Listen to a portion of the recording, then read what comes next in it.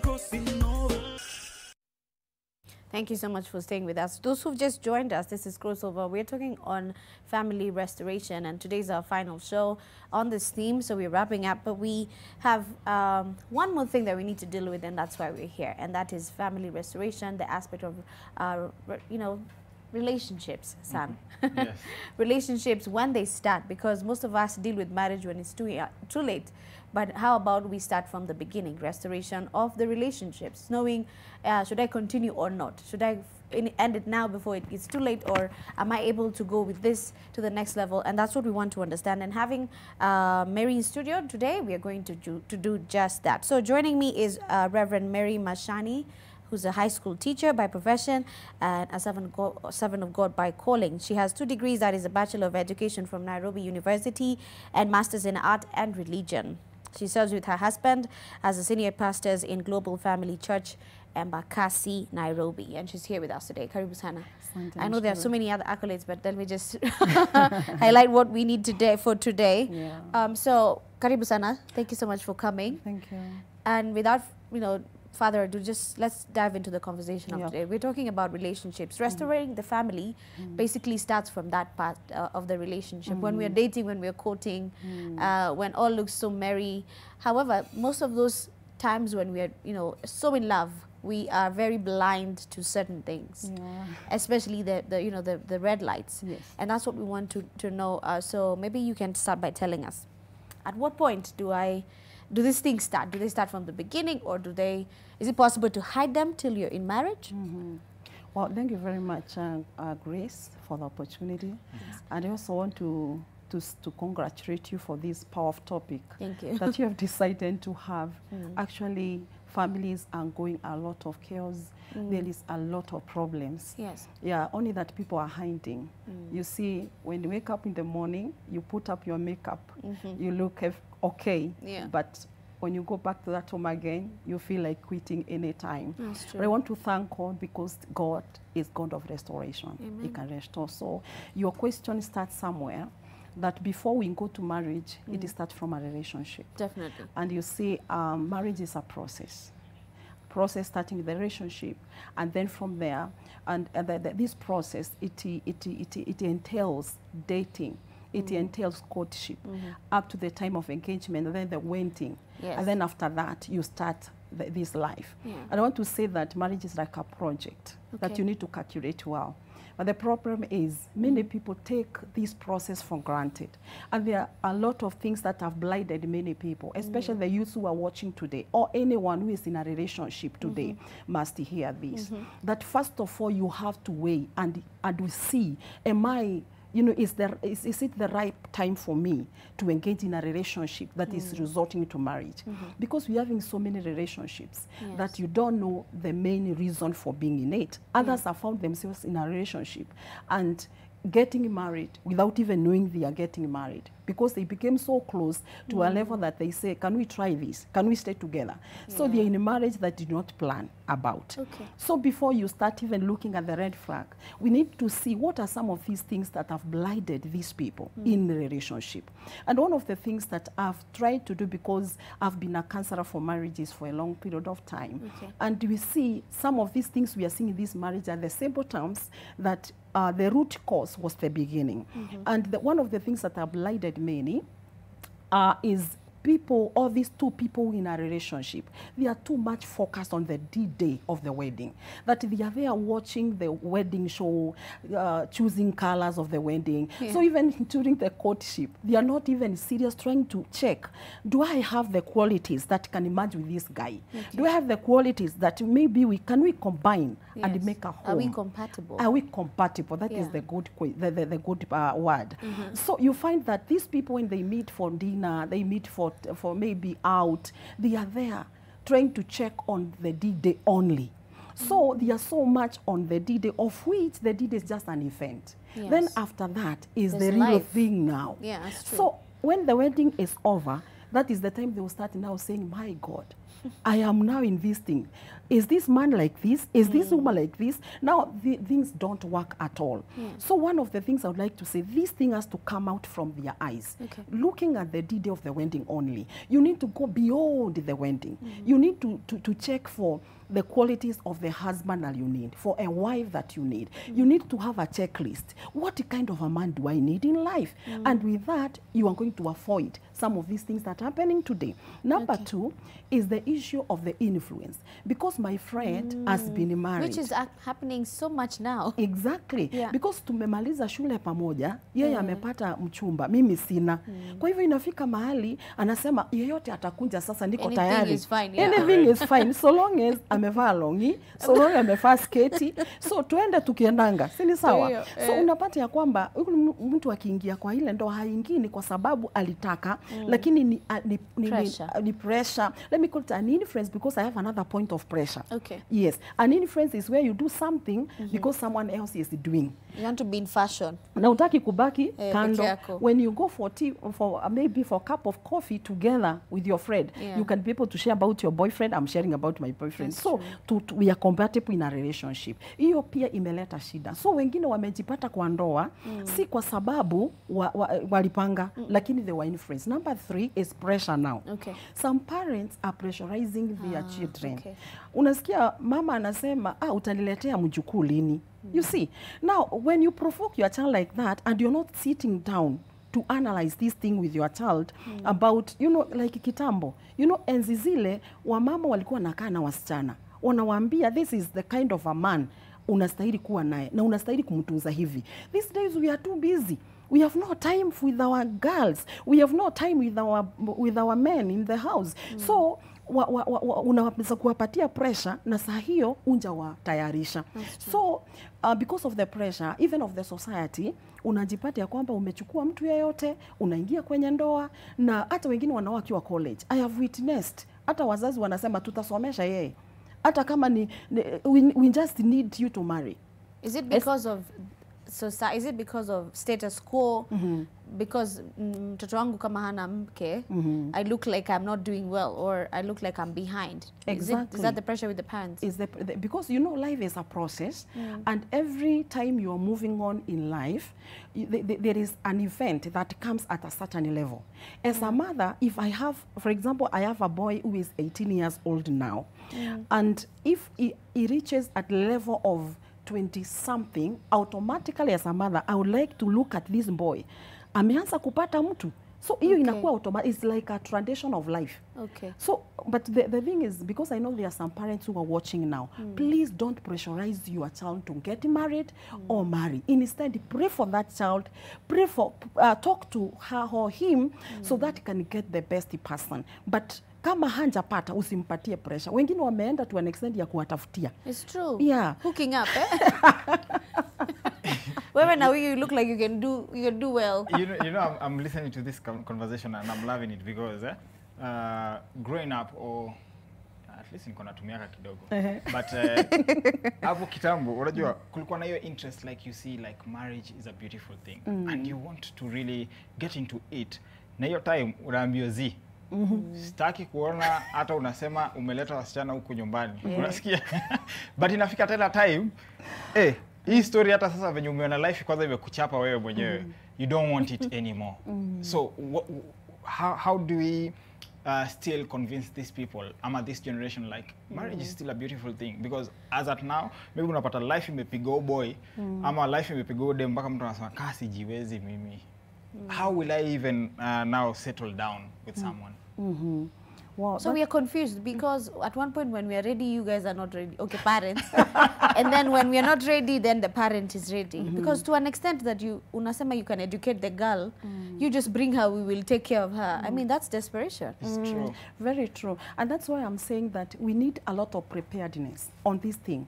That the preparedness should also come from the parent side. Okay. Yeah? To be very sincere, children, if they are growing, they look at the coordination, the way the parents are coordinating themselves. That is the first model. Yeah, the first model. So if we have time maybe to talk to our children and prepare them, and also be in a position to show them the way.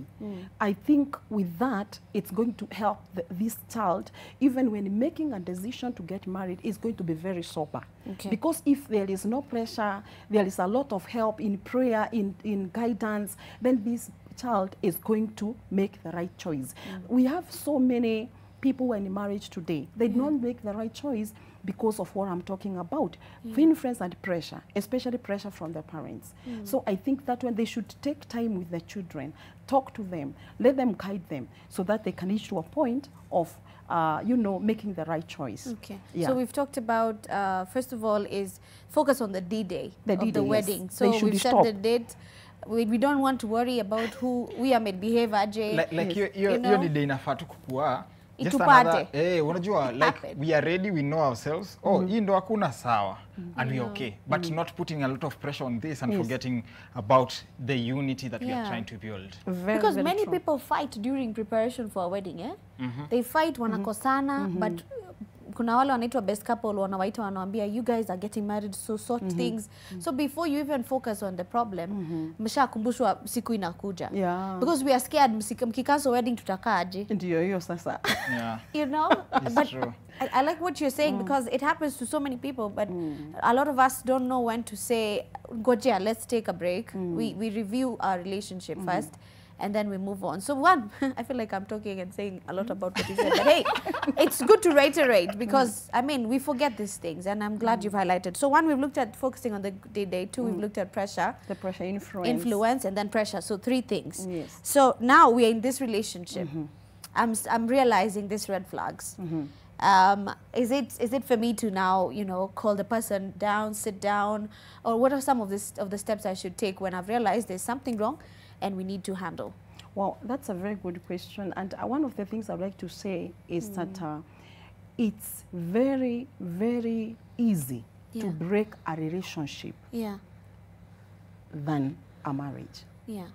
The impact that you get when you break a relationship is minimal compared to that one of a marriage. Why? I would like to say that when you are preparing to get married, this is a serious business. Let's not take marriage like kwenda kurundi. And it's not a visiting place. It's true. It's a place to stay permanently. You don't get in and out. No, you don't. And let me tell you, when you get into marriage, life changes. Why? Because now, within no time, you'll be called a mom. You'll become a dad, you know. And you cannot change that name. Now, when it comes to this relationship, you have seen so many things are not working out. That's why I'm saying in the relationship is where we can make this marriage succeed or fail. So if you look at this relationship and you see this guy or this lady, you're not compatible, it's very important you take a step and you quit. And the reason is, you have to look at, don't look at the far you have come, but look at how far you're going. Because many people say, huyu mjamaa tumekaa naye 2 years. 2 years ni nini ukikombea 50 years when you stay together?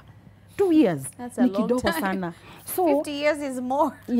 So don't, and also I'd like to say that don't fear what people will say.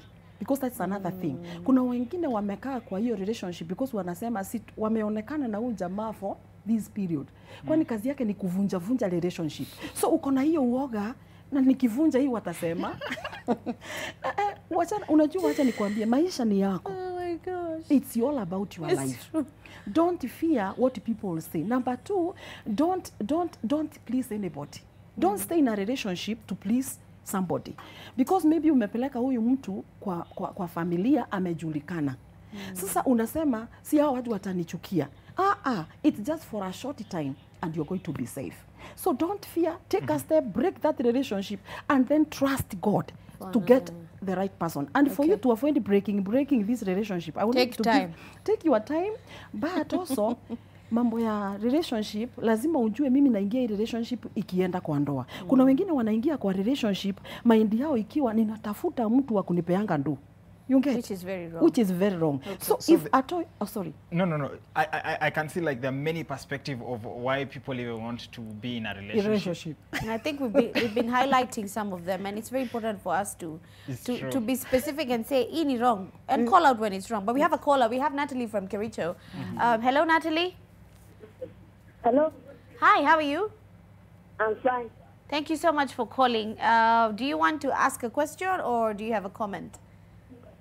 I just wanted to bring my daughter in Greek country. Sorry? Sorry. I just wanted to bring my father in Greek country. I can't hear what she's saying. Yeah, I just hear that. Yeah. We lost the caller. Yeah. Please, I when think you we call, lost it. reduce the sound of your TV to kusikia more than utajisikia kwa TV so that we can get you clearly. So before we took the call, we were talking about the fear of yeah. the fear of if I break this, my family will say, my people will say. But now, after you've broken and you've moved on, find the reason why you're getting married. Let it be substandard. It's not, I mean, a standard reason. It's not just for money, because that's what is happening a lot for us, It's especially with the young generation that we're in now. Wanatafuta wale wanaitwa sponsors. You get the That's point? very bad. Yeah, it's true. Yeah. You're in a That is relationship for? money. Wa rent, wa nini, wa school fees. Son, you have I something have to a say? question, eh? Yes. Because the Bible states it clear that God is not happy when he sees divorce. That's very true. Even before we get into that, what are the measures that we can take first to have the right intention even to be in this marriage? Because kama kuna msee anataka story ya do, kuna msee mwingine anaona like a lot of stuff is happening. What are the right things that we should look for before we, like on this courtship time, and ndo tuone is this the right thing? Because once we put nini wasa wanasemaga ndoa ukiweka hizo kufuli hakuna haifai kutoka, unajua. And there are people who are battling their way out, but they are also scared of but Bible inasema tufai kutoka. So what are the things that we need to look? Wow, that's very powerful. A good question. And I would like first of all to say that there's a point I said from the beginning that God is the one who ordained marriage. So if something is of God, you have to get it right from God. That's true. That is the first thing. Number two, you have to weigh yourself and ask this question. Are you ripe? Are you ready for marriage? That's a good question. Are you ready for marriage? Number three, you have to come up with a checklist of the kind of a person that you need. Because sometimes what happens is that we have what we call temperament. And this is something that people have not known, ignore so much. Ignore a lot, yeah. Yes, that you also need to know your temperament. So that when you're getting to the field to start a relationship, you know there are some temperaments that cannot be compatible. That's true. For example, if you're of the same temperament, it becomes very difficult for you to survive in that marriage. That if you are choleric and a choleric cannot be together. So that's why I'm saying that the first initial thing is to know that God directs. That's true. And then the last one on the same is that you need first of all not to engage yourself. You know, the problem we have with many people in a relationship is you meet this guy today, tomorrow you have started planning for the wedding. You haunjajua huyu mtu, ushajicommit. So hata kurudi nyuma inakuwa ngumu. It's hard, yeah. Yeah. Because Umekimbiza. So what I was saying is make sure you go slow to stand this person, na unjue ya kwamba ndoa hii unajiandaa kuingia ni mpaka kifo. Kitu ambayo ni mpaka kifo, na hii kitu unaingia pia unaingiza watoto ndani, because ukishaingia unaingiza another generation. Lazima you calculate first, uangalie before you commit yourself. I'm saying this because we have so many people who come, we try, come, we stay. And within no time wanasumbua watoto. They have children in the process. Yeah. So unapata ya kwamba mtoto ameita huyu baba, kesho amepelekewa mwingine anaita baba. So there is a lot of confusion.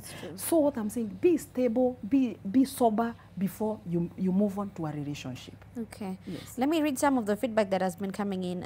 We asked, according to Amos 3:3, is it possible for two people to walk together unless they are in agreement? And I see Kennedy Wanga is saying, do two people start traveling together without arranging to meet? No, they can't. Okay. Lala Tata is saying they must disagree to agree. Chris Teo is saying Amos 3:3. Martin Mawira is saying I love this Bible quote. Jacob is saying never. It's not possible. Solomon is saying no, I don't think so. Let me see. Samson is saying, when enough is enough, no need to continue hurting your heart. Just let it go and be at peace. That's Samson Ahiro. Veronica is saying, when I see the mistakes are still in bulk, that's when I call quits. I move. Salki Minor is saying, when it becomes toxic, the job, relationship, friendship, etc. So when it becomes toxic, I move. I know it's time to move. Okay. Samson is saying, help me wish Macy a happy birthday. Okay, keep the conversation going. Let's receive more feedback from you. Yes. We have a caller? Yeah, I think we have a caller. Yeah. We from Kiambu. Yes. Hello. Rose. We have Hi, Rose. hi, Rose. My name is Rose. I wanted to ask, Yes, Yes, please. Rose. after a broken relationship, how long should you go to the next relationship? Ah, okay. That's a Very How good good long question. should you, question. yeah. Yeah. Thank you so much, Rose. That's a very good question because you've said, Yes. you've highlighted something. You said, Thank you. thank you, Rose. You don't jump from one to the next now. Yeah. Yeah. Because, of course, there has to be the healing process or the time Yes. for healing. Yeah. So how long? Is there a time frame? No, what I can say is that we don't have a time frame for healing, Yes. but what I can say, people are different from one person to the other. Yes. And also number two, it depends the magnitude Okay. of this, the farther you've gone. The Yes. damage. You know, yeah, in caused. terms of the, you know, there are those relationship wamefika mpaka kupeleka ndawari or engagement. So that one may take longer for you to get healed, and then you move on to another relationship. Some people have messed up. Yeah. They break this one because they need to be comforted. They Yeah. jump to another relationship. Rebound. So, yeah, so they now get more trouble. So whoever was asking that question, I can say that it will depend Okay. with the magnitude or how far she had gone. Okay. But we pray that God to help her heal quickly. Okay. Yes. All right. I think we can we take a break, and then when we return with the next question as we finalize? Is that okay? I think so. Yeah, let's take a break, and then when we come back, we now look at the aspects of remedies. What are some of the remedies that we should look at before we call it quits? And if quitting is part of it, how at what point do you call it quits? So we take a short break. We return after this. Thank you so much for calling. Oh, thank you for staying. crossing over. Hey, I say me crossing over.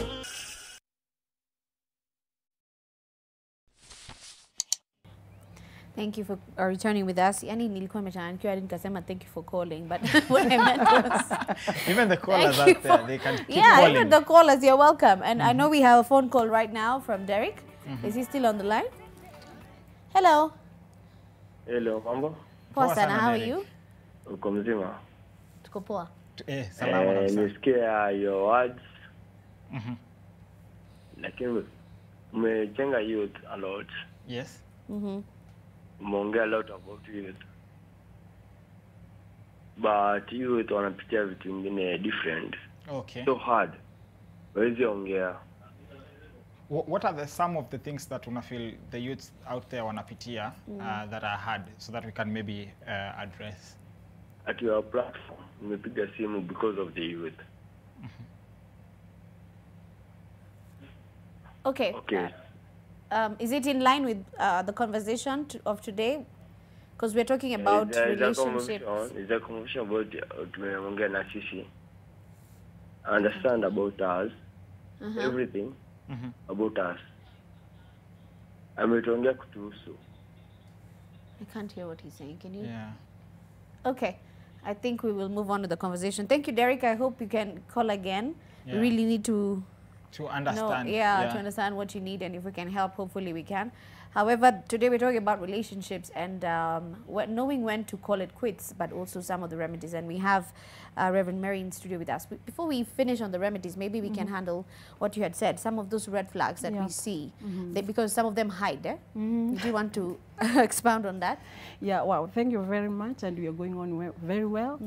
And first of all, I'd like to say, kuna mahali nilisema wazazi waongee na watoto. Yes. But also I want to emphasize, watoto pia wakiongeleshwa wasikie. Okay. Very Kuna important. hiyo aspect ya huyu mother ananiambia. Huyu No, mimi ananiambia najua kumshinda. because of the technology wameenda wamengugu vitu kwa social media. Yes. Wameangalia vitu, so they think they know better than their parents. Yes. So wazazi wamefika mahali they are not able even to control these people. Okay. So to those who are watching today, I just request them, especially the youths, wasikize tu mawaidha ya wazazi. So that, because mzazi anakutakia mema pia. That's true. Yeah, so I would like to mention a few red flags. Yes. And then we go to remedies. I would like to say that the red flags can start from the relationship. Okay. It can start from the relationship, and then it is carried to marriage. Okay. So if you are able to see a red flag early, then better. Okay. For example, we are having the red flag on infidelity, a history of infidelity. Unaweza pata, you are in a relationship, and being in a relationship, you reach to a point that this person unapata is double dealing you. Ama unapata ya kwamba ni kana kwamba akona another relationship somewhere. Okay. Na wewe unajua, but you say I will pray for this person. He will change. He will change. Okay. Let me tell you. I'll pray ndo story yangu tu ivane 100 Achana na hao 50-50. Ama anaangalia the lady is too smart to lose. Kwa hivyo hawezi nyang'anywa. Oh. So ana move on na kuzima wale majamaa wengine ndiye musecure aende na yeye. The same case a lady. Anaweza pata the guy is moving with another lady, lakini because the guy is too smart, you know, handsome, atatokea vizuri kwa video ya nanio ya wedding. Watu wengine wanaangalia hiyo. Okay. So anaangalia anasema huyu siwezi mulose. Let me tell you, that's a worst red flag because it starts from a relationship. Na ukishaingia kwa ndoa sasa, hiyo itainuka vizuri. That's true. Yeah? Itakuwa magnified. Itakuwa magnified. Kuna wengine pia wanajificha. Uwezi wajua kwa relationship whether they can go out. Yeah. Immediately munapoingia kwa munapofanya sasa harusi, huyo mtu anakuwa mwingine. Unaweza kusema this is not the kind of man I married, or it's not the kind of a woman I married. Just hold on, because I know we have another caller before, Yes. and then we continue. Okay. Hello. Okay. Sorry, we Jack. lost the caller. Yeah. We Pole, lost Mama, him. yes, Yeah. you can It's well. So I was talking about the history of infidelity. Yes. You try to check, you are in marriage today. Na umeanza complain, your guy is going out, your husband is going out. Epo angalia pale kwa relationship, kama alikuwa na tuvitu kama huto. Okay. Alikuwa anakataa na simu those times. Yeah. Because today, hiyo simu ukitaka kujua, because that's a red flag. Kama simu yake inaisha moto every evening, anaweka kwa charge. Na inazimwa. Yani yake inaishanga every evening. Inapata moto asubuhi akienda job. It's a red flag that this person kuna kitu anaficha. Kuna wengine they come to the car park, wako na simu kadi ngapi? 2. Moja anaweka huku nyuma, si unaona iko na nini? Simu iko cover. Yeah. Anaweka kule. So akifika kwa car park anaongea na huyo mpango wa kando kwanza. Akishamaliza anamwambia now from now don't call me. I'm entering to another territory. So hiyo simu inatolewa, simu kadi inaingizwa wapi? So those are some of the things that you need to watch. It's a red flag. Which is started long time ago ama inachimbuka saa hii. So inafika mahali huyu mtu when he goes out, sometimes he start now sleeping out. You know? Now that's a high magnitude to show you that huyu mtu amefika level mbaya. Ama unaanza kupata messages kama unaangalia the phone. Yes. So what I'm saying is that's a red flag of infidelity because there's something that is cooking. Okay. Yeah. But up to that level, I've not said to anybody to quit fast. Number 2 type of, another red flag is unapata mtu hayuko transparent. Na inaanzia kwa relationship. Mtu hawezi kukuambia hata anapata mshahara kiasi gani. If it's a lady, maybe akona mtoto nyumbani, akwambii I have a baby. Unakuja kujua after the wedding ati kulikuwa na mtoto. You get. So huyu mtu tayari ashakwambia kwamba kuna vitu anaficha. So unapoingia nao kwa ndoa, unapata there are things that he has started doing without involving you. Maybe huyu alikuwa na kuinvolve mwanzo, anafika mahali ameacha kuinvolve. It's also a sign to show you kuna vile ameanza kufikiria. Okay. Yeah. So there's no freeness. Hakuna yani mlikuwa mnakaa pamoja mnashare stories. Siku hizi hakuna. Mtu anafanya mambo yake, huyu anafanya yake. Unapatana hivyo sasa. So life has become so boring. So we have infidelity, transparency so far. Yes. Okay, Let us listen to Samson from Saika. Yes. Hello. Hey, jambo. Poa sana, ni aje sana? Fiti sana, niko freshi, wewe? Hata mimi niko fine. Nice. Unaweza changiaje kwa hii discussion ya leo ama pia kama uko na swali unaweza? Niko na swali. Yes. Yeah, kwa hii long distance relationship, Au mtu unapata communication ilikuwa sawa, alafu yafika mahali inaenda kididimia, lakini bado huwa mnapatana, lakini anapoenda mbali, hiyo communication inarudi inakuwa chini, alafu shida inaweza kuwa nini pale? Umesikia? I think anaongelea kuhusu distance relationship because anasema mko sawa alafu mtu akienda mbali inaanza kufifia, ni kama kunakuwa na challenges. And actually that was my third red flag. Okay. You just brought it up. Yeah, because we have talked about the infidelity. Wacha kwanza tusikize pia hii ya Alex kutoka Mweki. Hello. Hello. Jambo. Jambo. Sana. Yes. Talk to us. Do you have a question? Do you have a comment? I have a comment. Yes. About dating. I think when people start dating, yes, they try to be the best. Like, kila mtu anajaribu to prove himself that maybe I'm the best for you and you're the best for me. So kila mtu anakuanga akijificha. So I think people really need to give themselves time so that uko na enough time kucheck the red flags. Ndo usiingie mtu anajificha for 6 months anakupea the fake side of him ama the fake side of her. Then after mshaingia kwa relationship ndo unaanza kucheck hizo red flags, kumbe nilikuwa ndani yako hivi, kumbe yako hivi. So let people not rush into making decisions za kuingia into relationship. Asanteni sana. Awesome. Thank you so much. Naona maboy wanapiga simu sana. Manzema, wasichana mko wapi ama? I like what he said. I like what he said because utapata maybe hata kama ni date ya kwanza mlikuwa mna meet 12, msara fika 10. Alafu the subsequent days you come. Unasikia pole nimepatwa na traffic. Excuses naanza kutoka. But maybe because of time, let's wind up. Final remedy, final the red flag, briefly as we went up. Yeah, I was talking about the question that was asked by someone from Saika. Yes, Saika. That the relationship was okay, but within no time inaanza kudidimia, especially wakati anapoenda mbali. The red flag is here, that if you find that you used to communicate with someone, you used to have that intimacy communication. Na all of a sudden unampigia simu sasa anakuambia ngonja niko kwa mkutano, ama ngonja nitakupigia baadaye. Unampa date anakuambia that day I'm engaged. Na huyu ni mtu alikuwa ndiye ana propose for those dates. It is a red flag to show in a relationship huyo mtu ashaanza kwenda dimension nyingine, in another direction.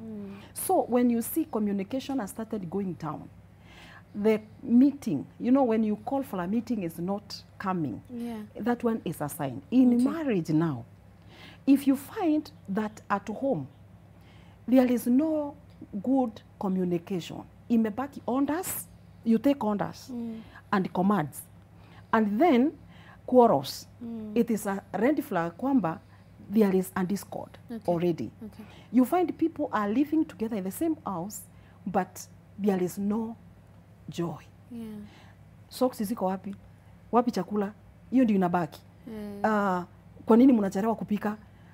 Anakutusi mbele ya watoto, anakutusi mbele ya marafiki. It is a red flag kwamba things are not working. So you need to check on that. And finally, you need to know that there is a room. There is a room for you to check all these things. Don't just rush to the decision. Don't rush to make the decision. After seeing these red flags, usikimbie ku make a decision. This is both in marriage and in relationship. Both in marriage and relationship. I think now we're doing the remedies, yeah? Yes. Because of time, maybe we can just mention as we wind up. The remedies. Yes. Okay, number one, you need first of all to check if you're in a relationship and you see the red flag. I said from the beginning, it's better to quit or that relationship than waiting for marriage. That's true. It is very painful to quit a marriage than a relationship. Number two, as a remedy, you need to look for a supportive system. You know, being in a hurting marriage is not easy. It's not easy. It's so wounding. You know, you have a lot of pain, blood in your heart. So make sure you don't engage a person that you're not true about. atakuharibia hata zaidi. Yes. Look for a person like a pastor who can pray with you, because prayer changes things. That's true. Number 2, you can look for a counselor who can walk with you. And finally, that is the third remedy. Sit down with yourself. Look at what is happening in your marriage. If it's too painful, weigh the consequences. Kama mtu amekuwa akikwambia nitakundunga kisu, nitakumaliza, na amekuwa akikuchapa, it is you now to make the decision. We as pastors, we don't make the decision for anybody. Kwa sababu nikikwambia quit your marriage, utaenda ukisema pastor alinifukuza kwangu. Kweli. You know? Aliniambia nitoke. Na sisi, that is not our work. Is to pray for the restoration of families. So, ni wewe tu, na let me say something else. Unaweza ambia mtu aondoke kwa ndoa yake. Kesho utaona wameshikana mikono. Ni nani atalose? It is you. Yes. And finally, on the remedy, I'm thinking you as a person, you need to cope up with a situation. If it is something which is not too deep, you can try to live with it. You don't have to quit a marriage because our watoto pia watahangaika. Cope with it, pray, and God is going to make the way out for you. So you weigh the options. Yes. I have a question. Yes. Maybe after now, when we've tried even the remedies and all that, and we are at this point where we are calling it quits. Can a man leave that relationship? Because in the society right now, it's deemed to be like, oh, he was an absent father. Maybe he left because of the trauma that was going.